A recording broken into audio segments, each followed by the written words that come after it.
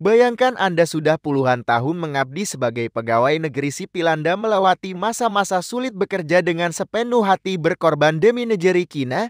Setelah memasuki masa pensiun muncul harapan baru, sebuah kabar yang membuat banyak pensiunan merasa lebih dihargai dan dilindungi. Untuk pertama kalinya dalam beberapa tahun terakhir, Taspen akhirnya mengumumkan perubahan besar yang secara langsung menyentuh kehidupan para pensiunan PNS di seluruh Indonesia. Dan kabar ini bukan hanya sekedar rumor atau janji politik. Ini adalah keputusan resmi yang sudah disahkan dan mulai diberlakukan, dan Anda berhak tahu seluruh detailnya. Apa yang berubah inilah yang paling menggembirakan. Uang duka dan manfaat asuransi kini ditingkatkan secara signifikannya. Benar, bukan hanya jumlahnya yang bertambah, tapi juga jangkauan perlindungannya diperluas. Artinya keluarga PNS pensiun yang wafat akan menerima bantuan yang lebih layak, dan para pensiunan pun mendapatkan ketenangan pikiran yang selama ini mereka rindukan. Ini bukan hanya soal nominal, tapi tentang penghormatan atas jasa mereka, dan ini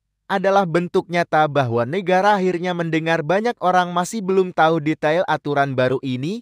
Ada ketentuan yang berubah, syarat pencairan yang diperbarui, dan juga mekanisme klaim yang kini dibuat lebih sederhana. Namun, kalau Anda tidak tahu caranya atau belum memahami langkah-langkahnya, Anda bisa saja kehilangan hak Anda. Itulah kenapa informasi ini sangat penting untuk disimak sampai selesai. Jangan tunggu sampai Anda mendengar kabar dari orang lain.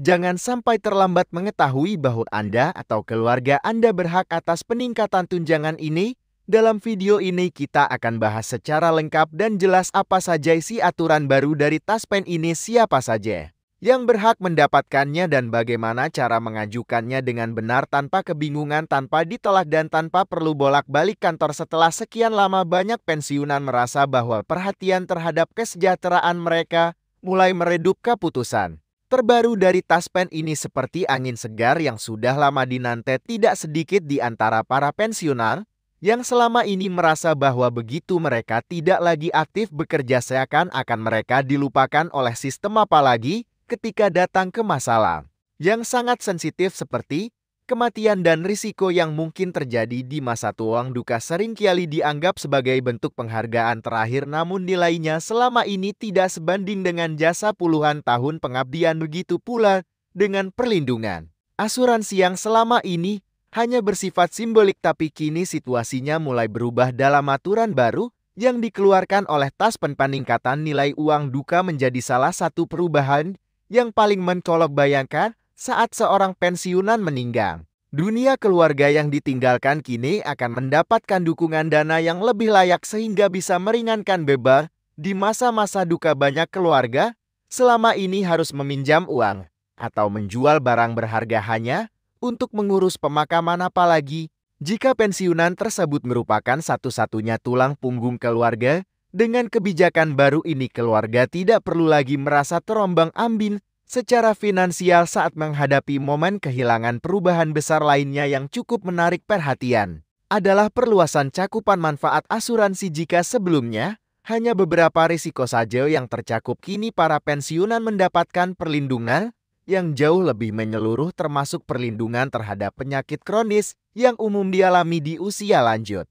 rawat inap, hingga dukungan pasca perawatan. Bahkan ada insentif tambahan yang diberikan untuk pensiunan yang aktif melakukan pemeriksaan kesehatan rutin. Tujuannya jelas agar para pensiunan tidak hanya hidup lebih lama, tapi juga hidup lebih sehat dan bermartabat. Dalam praktiknya, Taspen kini mulai melakukan pendekatan yang jauh lebih personal kepada setiap penerima manfaat. Sistem yang digunakan mulai diperbaharui agar lebih ramah bagi lansia, termasuk dengan mempermudah proses klaim secara daring dan juga memperbanyak titik layanan visit yang bisa diakses tanpa perlu bepergian jauh di banyak daerah. Taspen mulai bekerja sama dengan kantor pos, bank, bahkan pemerintah desa untuk memudahkan proses verifikasi data. Langkah ini sangat penting terutama bagi para pensiunan yang tinggal di daerah pelosok yang selama ini merasa bahwa layanan negara hanya dinikmati mereka yang tinggal di kota besar. Tidak berhenti di situ, ada juga wacana untuk mengintegrasikan layanan Taspen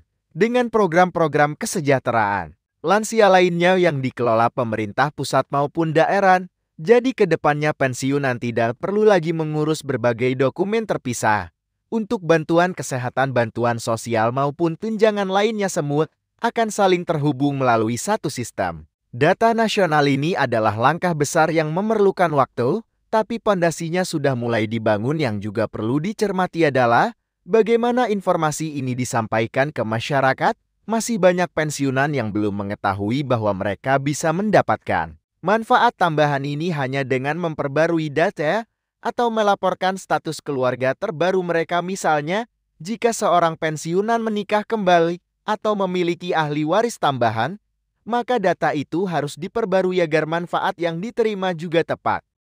Sasaran sayangnya banyak yang menganggap hal-hal seperti ini tidak penting padahal sangat menentukan.